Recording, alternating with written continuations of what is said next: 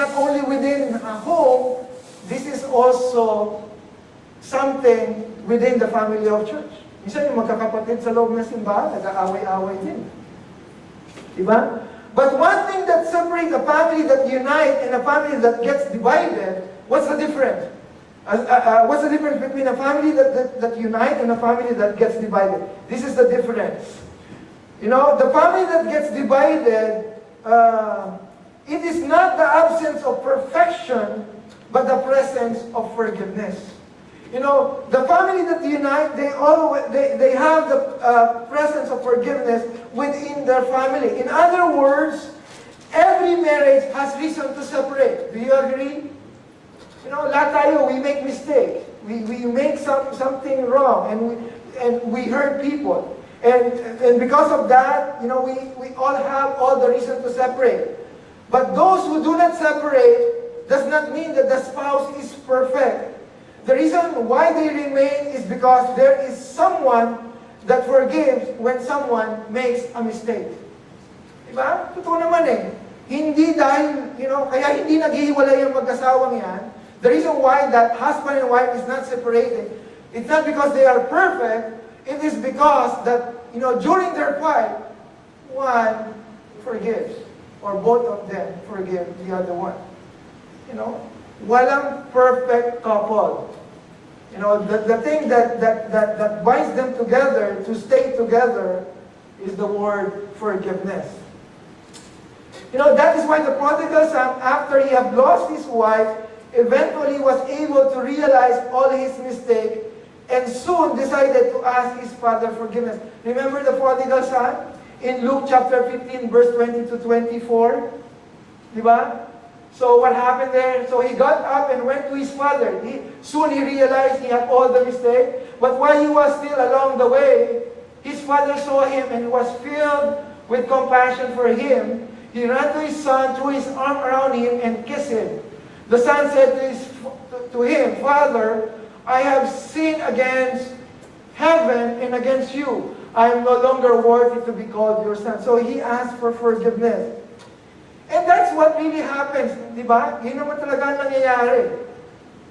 You know? But the father said to his servant, quick, bring the best robe and put it on him. Put a ring on him. So blah, blah, blah, sabi ng tatay, ibalik niyo siya sa dati niyang posisyon, being my son. Diba? I'm just trying to paraphrase it. So, in short, the father took the son as if, you know, nothing happens. Kaya nga nasabi ko, you know, things do happen. Just like this, what happened? The son made a mistake, the parent forgives, and eventually, they reunite. You know, the same way with us. You know, kids always make mistakes. Diba, Sister Eileen? And parents do so. You know, but celebration only happens when we all forgive. Kailan nangyayari yung celebration? When we only forgive.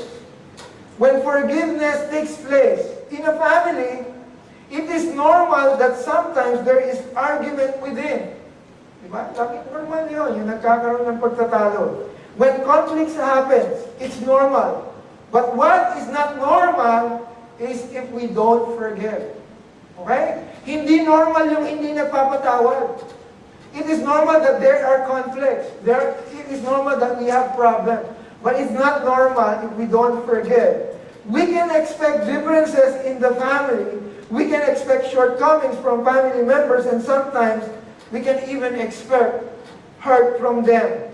But what makes it important in the family is there should always be forgiveness to stay together. So when mistakes happen, we have to communicate. Ano sabi sa Matthew chapter 18, verse 15 to 16? Sabi niya ganon, if your brother or sister sins, go and point out that fault just between the two of you. If they listen, you have won them over. But if they will not listen, take one or two along, so that every matter may be established by the testimony of 2 or 3 witnesses. So, what are you saying, brother? What I'm trying to say is that conflicts do happen. And this is the way we have to resolve them. Okay? Actually, pinag-aralan natin ito last Wednesday in our Bible study on how we should deal forgiveness. You know, we have to communicate. Sabi nga ganon, dapat pag-usapan. Tama ba? Dapat pag-usapan yung mga conflicts. Hindi pinag-uusapan. You see the difference? Dapat pag-usapan, hindi pag-chismisan. Kasi, you know, that's the problem nowadays eh.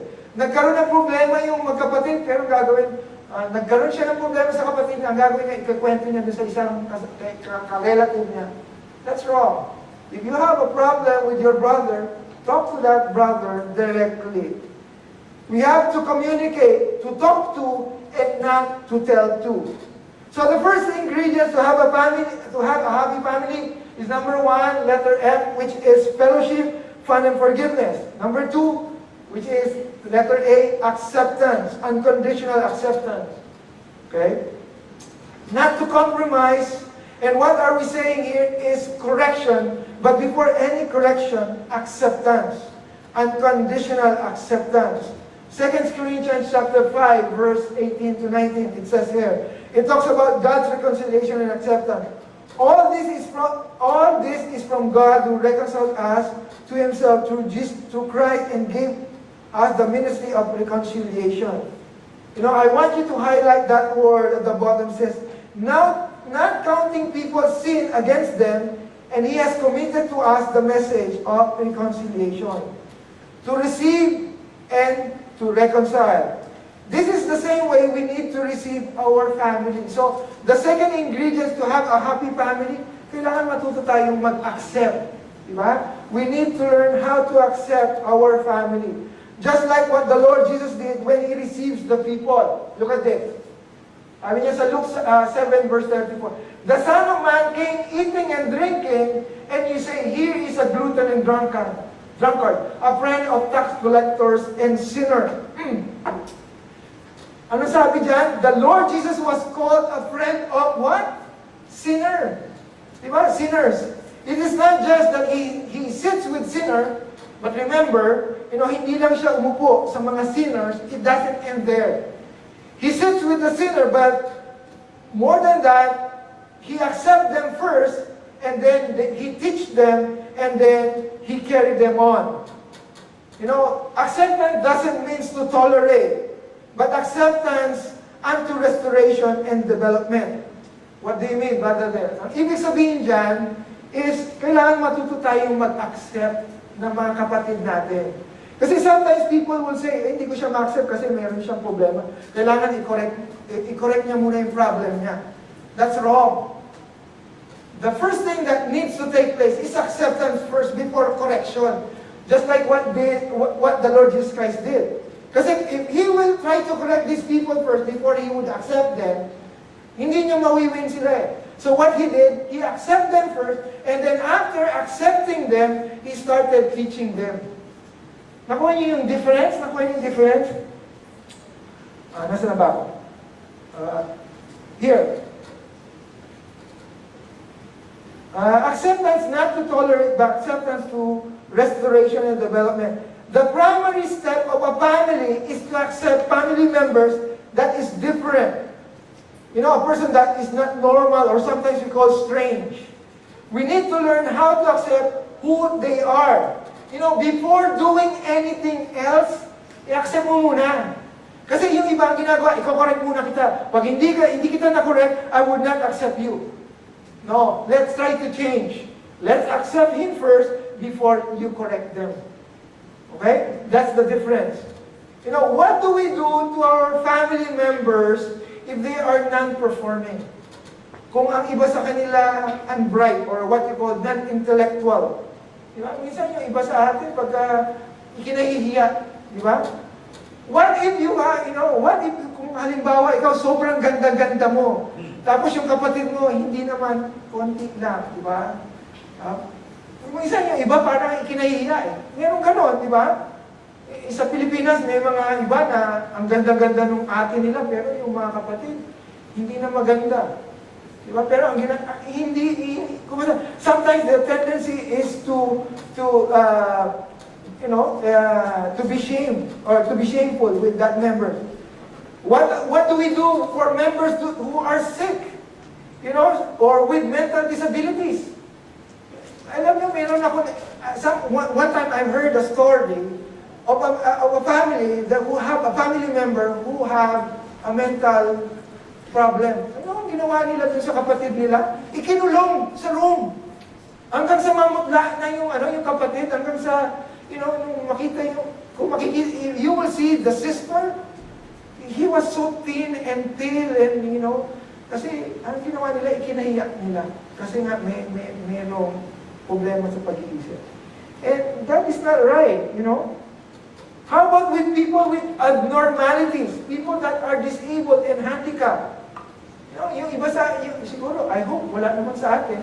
Pero mayroong mga iba, there are some people when they are with their family that are handicapped or disabled, they try to stay away. Diba? Alam niyo po, di ba, I think everyone knows that one of my son is Mark, have a light spectrum of autism. And I keep on telling, yung siblings niya, yung mga kapatid niya, I know Mark sometimes do strange things, but he is still your brother. You need to love him, and we need to help him. And the good thing about Mark is he listens. And this is, the sad part is some people, they don't do that. Ikinahihiyak nila. And sometimes they try to deny. Oh, wala namang sakit yung anak ko. Oh, wala namang sakit yung ganito, ganyan. Pero the more you deny, the more it becomes complicated. Diba? So what do we do with those type of people? If it's not really a big deal, then don't sweat it out. But just simply accept them. Family is supposed to be a place of refuge. Family is a place of rest. Place where we should be accepted as is where is no matter what. Diba? Ito yung place na kung saan dapat there should be no favoritism and there should be no selection. What do we do with family members with questions to their genders? Meron kayong, may family members kayo ng feeling niya, malamya. Diba? Anong gagawin nyo? Diba? Kung ang feeling nyo naman, kababaeng mong tao, bakit ganyan ka? Parang kang brusko. What are you going to do with those people? Oy, palayasin mo ba sila? Are you going to send them away? Ikaw, kalalaki mong tao, bakit ganyan ka? Kumending-kending ka. Diba? Lumayas ka, hindi kita anak. You are not my son. Is that what we're going to do with them? This is what I keep on telling everyone. The first thing that we have to do is to accept them, and then correction follows.